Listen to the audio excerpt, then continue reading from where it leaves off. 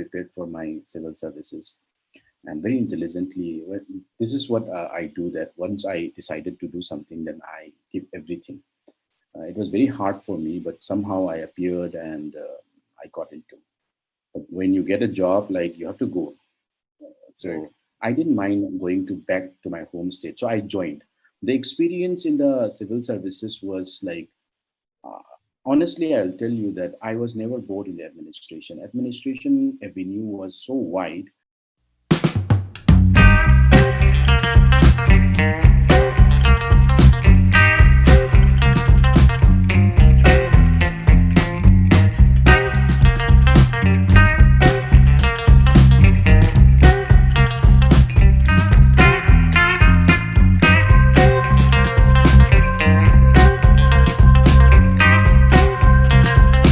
So, welcome everyone to Politically with Basu.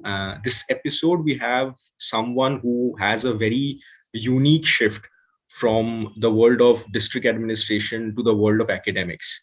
Mohammad Farijuddin Khan, he is currently working as an assistant professor in Imphal College, Manipur University, a product of the infamous JNU. He was also part of the Manipur Civil Services, serving different positions in the state administration in the capacity of sub-deputy collector and executive magistrate as well. Thank you so much, sir, for taking out your valuable time for this conversation session. These sessions are an insight to the life after social sciences, and seeing your incredibly unique journey, I was very interested in talking to you. So thank you so much for accepting this invitation. Thank you, Banu. It's my pleasure. Always, it's a pleasure to speak, to interact with people. Some few days back, we were strangers only when we started connecting to each other, and I watched your some of your video clips on YouTube. They're amazing, actually. So, thinking that, I also was looking forward to have on your platform and speak to you, interacted, so that viewers also. I know today's youth. I'm very much aware. So many dilemmas. Very intelligent people, but dilemmas regarding when it comes to choosing career path. Thank you so much. Right. Thank you, sir. That's very kind of you. So, like, this is something that I was always interested in asking, like, because my father comes from a police background. He has been in administration. And for example, I entered into the world of academics. I did not have the privilege of getting into the administrative services. But what was your experience like? Because you have, like, you're not out of the service. So I think you are someone who will be not bound by the political nitty-gritties of sharing what administration feels like or being inside administration feels like. So what was your experience like? Yeah. Before exactly coming to that point, I just want uh, to retake about a few years back, before I joined in 2017 the civil service job, state administration. I was a very focused PhD, just early stage of PhD. I have just got my synopsis passed, so I was a PhD candidate in American Studies in International Right. School of International Studies in JNU. So I I was not never a UPSC serious UPSC aspirant, but middle class people, my parents, they always bug me. They always, yeah, they see not beyond UPSC and civil service in general. So I was groomed actually to become a civil servant. But I didn't prepare actually. I had already, during my MA days, I already decided that, yeah, going into the academic is an option. It's a viable option, and which is exactly kind of like I can link with, I can relate to, but not as a civil servant. Uh, but then, situation became very tough. Getting into job, getting a job in Delhi while I was in Delhi. So I've been in Delhi for more than a decade. So I was trying to get a job because actually my JRF scholarship was about to end. Also, you need financial support for academic endeavor, right? It's a bit of expensive actually, because you need to go for seminars, you need to write papers, so many things like meager amount. And you can't, when your parents are not supportive of this endeavor, an unconventional path, they are not supportive. So they will not, they may stop financing you because the moment I say that no, I don't want to appear for this civil services examination, whether it's a union public service recruited by them or state public, I don't want to. My father was about to, say so many things. Even he might. So I knew that. I foresaw that. So I was depending on my scholarship, but the scholarship was about to end, and I was running here and there. Um, Ultimately, what I did was I took the path like three months. I prepared for my civil services, and very intelligently, this is what I do. That once I decided to do something, then I give everything. It was very hard for me, but somehow I appeared and I got into. But when you get a job, like you have to go. Right. So I didn't mind going to back to my home state. So I joined. The experience in the civil services was like, uh, honestly, I'll tell you that I was never bored in the administration. Administration avenue was so wide and networking was very good. And being my home state, I always loved, I was coming after 14 years continuous stay in Delhi. And I had this desire to come back one day, not as a civil servant, but civil servant was the shortest route of getting job. So I came back, and even my parents were very happy. Seeing them happy, my family, I was also happy. I started doing that. But again, administrative service, whether you become an IS officer or you become a state service officers, they are same. The mentality, it's run by the system. There is a system that we have to be part of it, Right. whether we Right. want or not.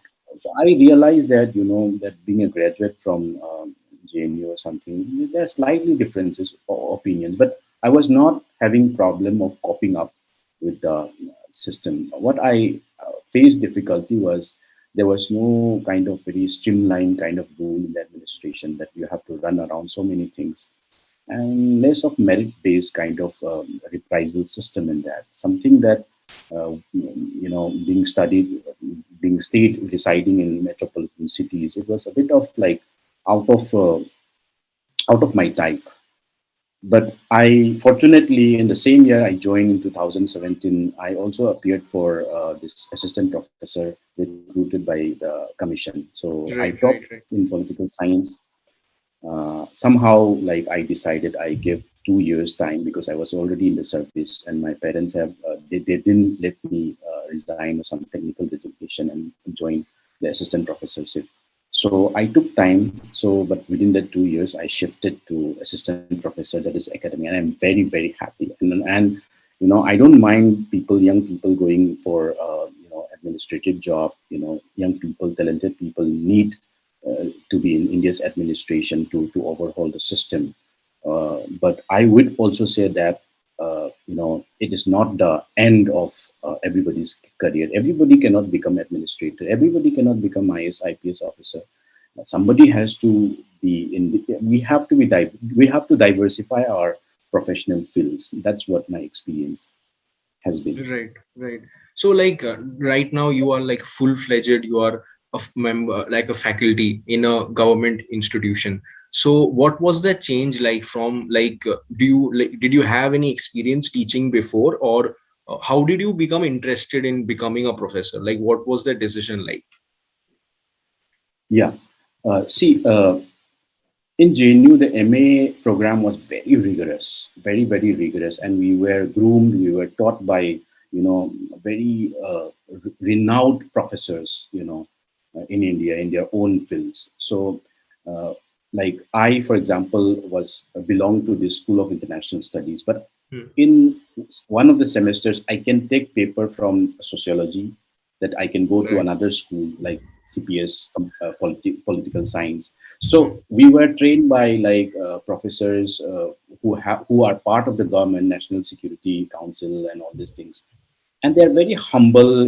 We were groomed into that. So when they say something like they, apart from their knowledge, apart from their experience, they are very like very matured human beings, humble to the to a point that that they started treating us like their friends.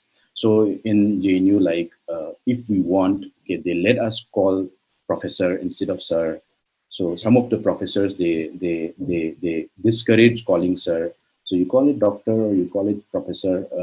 The thing is Right. that what you get and how you groom your, instead of like kind of disciplining yourself, which will actually, make you hardened and, diverting from your whatever you want to become. So that kind of thing was there. So by the big, like I tried, then that was there that, that I was like thinking this dilemma of like, so suppose if I become, so I was groomed in an environment that, only becoming an IAS officer, or only becoming an IPS officer, that's the big thing. They are the most brilliant, they're the most like dedicated people, patriots and all.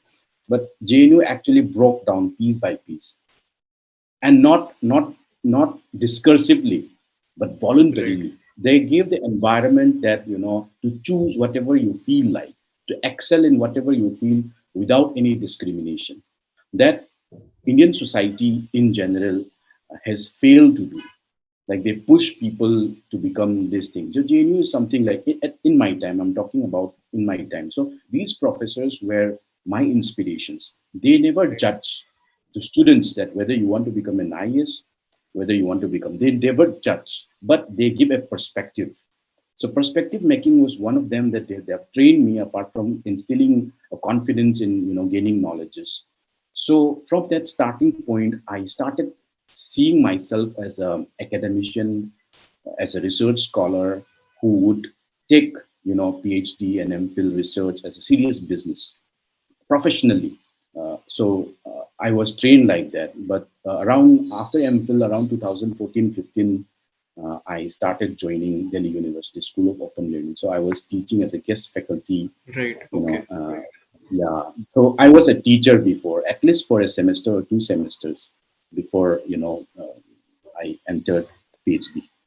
So that's why, like, I understand that you always wanted that life, and giving civil services was something that you were like coerced to do, according to you. So like, when I look at like talking from my experience, when I because I see a lot of faculty members. I also work as a faculty in a private university here in Delhi.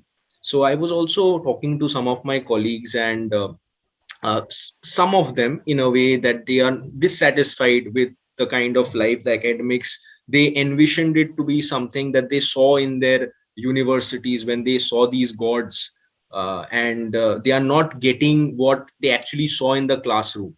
So this mismatch, did you ever feel it in your like academic journey, like when you were teaching as a guest faculty, or even right now? Do you see there is a mismatch there, or are you like really satisfied with the position you are? Uh, I have not, experienced myself, okay, personal level, but yes, I have heard about it. I can imagine about it. Yes, to an extent, I have also experienced. I can't say I have never experienced. I have experienced, but not to that degree directly. On like, I can imagine, I can understand whatever like you are trying to allude. That happens, okay. But I am an international relations student. I see things practically. When I said like these people, these professors, senior professors who taught us, who groomed us initially, I know about some of them, their personal life. They're very good. There's no mismatch. But obviously, I can understand some. But there's their personal life. So I don't judge them because I don't know what choices they have. So I cannot judge Right. them. Yes, when we work professionally, there's always hierarchy. Like, and no matter who the person are, this kind of like tussle happens only. So actually, we should try to understand how the organization works, how the hierarchical system works, so that we can defend ourselves from unnecessary discrimination or kind of like uh, tussle. That's how I Right. treat it. But Right. imagining and assuming that that they will be perfect people, they will behave the same way that they behave in classroom. I think that's a bit of naive to me. So I already kind of think. So I don't have personal that kind of thing. Right.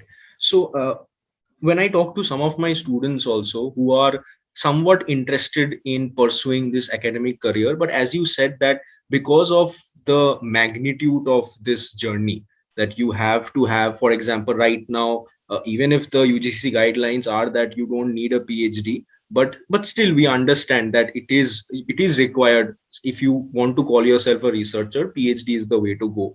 So what you suggest to these students who have these financial problems as well? For example, not everyone will get a JRF in the first go also, so that is a practical issue as well. So what should that student do? Should that student pursue, like, still give a PhD without scholarship, or explore other avenues within that discipline as well? I think in this current situation, I think job job is important. Job Right. is important. Like how many years you will keep on researching. I think it's not a practical approach. Um I don't know about the impact of NAP. That's very new and that's very Right, early right, stage for me to say anything. But the current system, it depends on. See, for me, I got JRF, okay, but I would speak for myself. Even if I could not get JRF, I just got NET. The government is giving some 3,000, 5,000. I don't know, maybe some 8,000 or something. right, But that is very meager actually.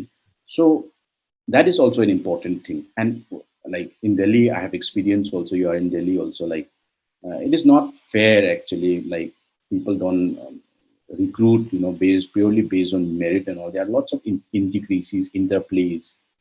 right. I think that has to be taken into account also. And it is for us who are a bit of like had experience to guide them. uh, just because I am very much interested and I'm very like my heart follows academics doesn't mean that I keep telling people that it's a very simple thing. No, I don't. First, we should decide. We should try to locate where we want to, what we want to be. Based on that, I think we should guide them. The choice is there. Only thing is that we should be a facilitator. We should be a guidance to them. That yeah, if you go that way, that might be the issues that you would face. And if you pick up this, then this is this. This is what I want to be a facilitator rather than kind of like at least giving an advice or something. I want to be a Right. facilitator. So I would say to them that yeah, financial stability is very important. You should first get a job. That should be your priority. But that doesn't mean that that you do something, some kind of dubious kind of work just to get thing. Yeah. I think it will be a problem. Right. Yeah, some people might think also. So it should be relevant to Right. academic career. That whatever the job, it should be relevant. And I think in Delhi, like I don't stay now in Delhi. In Delhi, you will get something whether There you will are be satisfied or opportunities, not. right? Yes, yes. There are lots of think tanks. There are lots of NGOs. If not teaching in a university, whether private or government, there are avenues. So first thing is to locate yourself to identify what do you want with your life. If you are very passionate, I know a professor, Happyman Jacob. You have heard Yeah, yeah, about him. of course. So he His told editorials once, have, yeah. yes, yes, in the Hindu and all. So he has done good for himself. So because he taught us, he was an assistant professor at the time. So he told one in an informal meeting that he started his career from a school teacher. Being a PhD from JNU, he started. So there should not be hesitation when it comes to picking up job initially. Right, right, right. Once we enter into the system, then sky is the limit. So that kind of motivation should also be there. But I accept and I agree that it's financial stability is also very important, but it comes with what we want also. Right. And I think that this is a fantastic point that I also felt. I did my master's from presidency in Kolkata. So what I felt was that there were there were some students, my classmates obviously, and also my juniors. They had this perception that after masters you have MPhil, then PhD, and this is the only route that is available for social science grad. And during that time also, because I was from Kolkata, the idea of going to Delhi and also applying for think tanks and their opportunities was difficult. And during COVID, I think that bridged a lot of gaps, because Yeah, suddenly all these interviews started to become like in a virtual manner, and they were also pushed in a way. For example, research assistant jobs in ICSR funded projects, I have also done that. So that is also a way that you can understand whether research is the life for you, whether you want to explore that option or not. So I think that that was an amazing point that you made, that you should be facilitators as educators. Also, you should be a facilitator who knows that there are other opportunities, and your job is not just to towards them to follow the same route that you have followed. So that was a brilliant point made. So like this is another question that I was thinking while just articulating that, that when someone is keen on pursuing academics, and there is obviously, like for example, parents have this expression that, with respect to civil services, there is this power associated with it. There is privilege, there is power, and there is social respect and all these things. So how do you, like, maybe you never face that, but for someone who has this dilemma, that whether they should choose a very simplistic academic life, or something which has this lust of power as well associated with it, because we understand that not everybody is joining civil services and giving these exams from like true passion, that I want to work in the grassroots and do something. There are training, I won't talk about that, but you understand that there is this thirst also, like maybe 85-90% students have this thirst that they are actually getting with that lal batti and blue batti, this thirst that even they want that. So how do you get out of this dilemma? Yeah, I get that. I totally get whatever you want to, convey. I have felt that also. Like even it is like fire, UPSC, this whole civil service system. This like fire. Like once you start touching it, then it becomes for experience, for serious experience. They become frustrated. They become so many things. Like and ultimately, many of them come to academics. As a to rescue themselves, particularly in a campus like JNU, which are presidential buildings and all. And some of them have fared also, and they have realized. Some of them they didn't become anything because by the time they come to the campus, everything has been exhausted, and so many negativities associated. They are 30s in late 30s and all. So these things also happen. I have seen in my own eyes. Regarding the dilemma, this dilemma is like I also face dilemma. Actually, it's not easy. I must accept that it's not easy. The kind of premium, the kind of values that has been attached with civil servant. I'm not talking about the union public recruited IS and IPS. State service, even Manipur Civil Services exam, state services, whether it's West Bengal, UP, doesn't matter. The state services, starting from that, the values, everything is associated. Life revolves around. I Right. think our parents, generally for middle class like us, the parents who have not experienced such thing, it's like everything. So they can even discriminate between their kids also. Somebody who is a doctor, they can discriminate, right? So it happens actually, and this kind of the value added that we can't do anything. It will continue until unless India, for it will continue at least for 20, 30 years. We cannot do it because there are lots of issues associated Right, with right, it, and right. it's very feudal kind of structure. But people hardly understand this. The majority doesn't understand this. It's like who people who have started thinking about it, going into the system, understand it. And you said very rightly also that actually, trust me, some people, not all aspirants, they really believe when they enter that they will do magic after becoming, a civil servant.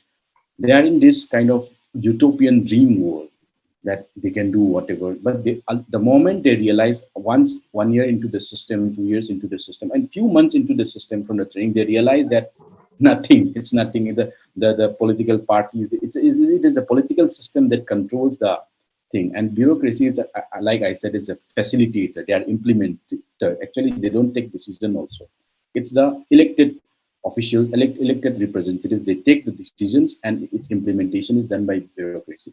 Actually, this understanding, basic understanding, I'm sure that I bet 50% of UPSC aspirants don't understand. They think that they are the one who do it because they are educated, They know everything. They think like that. So this is also a problem, and they think that once you crack this civil servant, they are the most brilliant, they are the most mature, most understanding, and these values, it has been groomed in the society, in the schools, in colleges also by teachers. And the problem with that is it actually doesn't help India. But that is a larger issue. What Mm, I am right, currently having problem is teachers having, not teachers not giving their profession due respect they should give. So teachers don't respect their job. They think it's inferior. So when right, teachers like us think that teaching job is inferior to something else, vis-a-vis something else, then again the impression that students will make also will be right, different. I think it is imperative on us to respect our job, take it as a very with pride. We should be, then we will become a good teacher, so this is lacking in India, and this right. is somehow linked with that kind of value system that has been given by society, by educational system since the beginning. That is, these are closely linked. I don't know whether I'm making sense or not. So this Yeah, dilemma comes absolutely. because of Like I this was value. relating to it as well. Like because it is interesting to observe this because when, for example, when I was watching my professors in presidency, like I was, that's the reason that I actually chose academics as one of my interests. As one of my interests, I'll be very honest. It was one of my interests and other passions also. This being another one, like communicating with people and actually making conversations like this.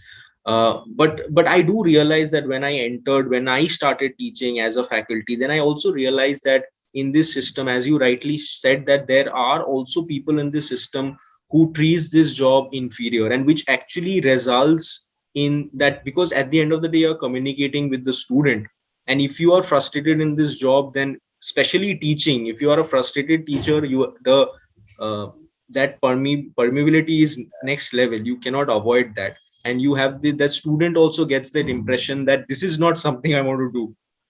So that's Yeah. something, but that did not happen with me. I entered because as you also said, that you saw people, your professors in JNU, and that conversation and that fascination was something else. But this is actually, so what is your like relationship like with your students? What do you think about when you like plan your lectures also? What is the kind of uh, relationship you have with them? Uh, mm, Very formal right now, because I don't teach in Delhi, where students come from different corners of the world. Right, The diversity is huge in Delhi University, where I used to teach. In Imphal, in Manipur University, the diversity is intra-diversity, like hmm, within the states. We don't have students, outside students, we don't have much of that. So, right, but the combination is rural-urban, yeah, because since my institution is located in the heart of Imphal, in the urban area, so there are lots of rural students. So the disciplining system is like, imagine like we used to do in schools, that when teachers ended, they started saying good afternoon sir, like in that rhythmic way, doing namaste and all. That's very cute, but disciplining is like, I never experienced that in Delhi University. Slightly a bit of value system. I don't denounce or I don't say anything about it. It's very cute, but with that mentality also, like there is submissiveness right, among the right, students. Submission, that everything the teacher has to, pour in, and students will only do that. So assertiveness is, it becomes an, kind of inversely proportional to student assertiveness, becomes inversely proportional to, or directly proportional to, that discipline. So that right, discipline is so formal. Like imagine they started like NCC students that I used to see in Delhi University. The teacher comes, that kind of very formal, right, very disciplining, watertight compartment and all that. I find it funny also, but I cannot say because that has been the norm. right, And when I try to sign something, just immediately stand up, and they say this very formal. But that is good in one way, but that That is has its also charms. connected True, with, true. That has its yeah, charms. that is a charm. Yeah, But I want students to be assertive, like yeah. they should have all their agency also. No, I teach in So Delhi that is NCR, where, so that is completely in contrast with me. yeah, that is completely. Actually, by the way, where I was also students in Delhi. I was Right, also a right, student right. in Delhi University. But within like when we were students, people used to do, students who were coming from our side or something, they do it. But Delhi is so big, it is True, overwhelmed true. by Of cosmopolitan course. natures that I don't find here. Here students are very cute, they are very Right. hardworking also. Some of them, they don't care also, so the relationship is very good. Hmm. But sometimes I get bored also, honestly. But it's another challenge, it's another challenge to instill kind of confidence in them to take Right. on their Right. life. Yeah, since they This are all is adult, right? so it must have been a like a cultural difference for you because you stayed in Delhi for Yes, yes, like 14 years, you said, I think. yes, 14 years. Yeah. So after that, it must have been a culture shock for you in a way. Yeah, I have never seen. Like in my locality, I have seen, but I don't Right. expect students to be so formal. Right. Right. So thank you so It much. takes away And their, yeah, yeah, right. No, no, you were yes, saying, yes. you're saying. No, it takes away their assertiveness, Right, right. No, especially young girls, young yeah, women. as an educator, that becomes like every here, like every student is very assertive. So here the job profile is completely different, where you actually channelize that assertiveness into not being hooligans but doing something worthwhile with Yes, that. And there, that completely differs from every student and every batch, and every also that there is a cultural context to it. So thank you so much, sir, for like taking out time and actually being so honest with your decisions. And I think it will be very helpful for students and also for me. Like this was partly like a therapy session for me as well, because I was also like reflecting on my journey and my decisions as well, and also my future decision of choosing academics. And sometimes that's why it's important that even in academics we should talk to each other and try to like be in silos, but actually have a community like this. So thank you so much again for taking out time for this. thank you so much. Thank you. It's very, very interesting. I enjoyed it thoroughly, and we will keep in touch. Thank you so Of much. course, of course, of course. Thank you so much, sir.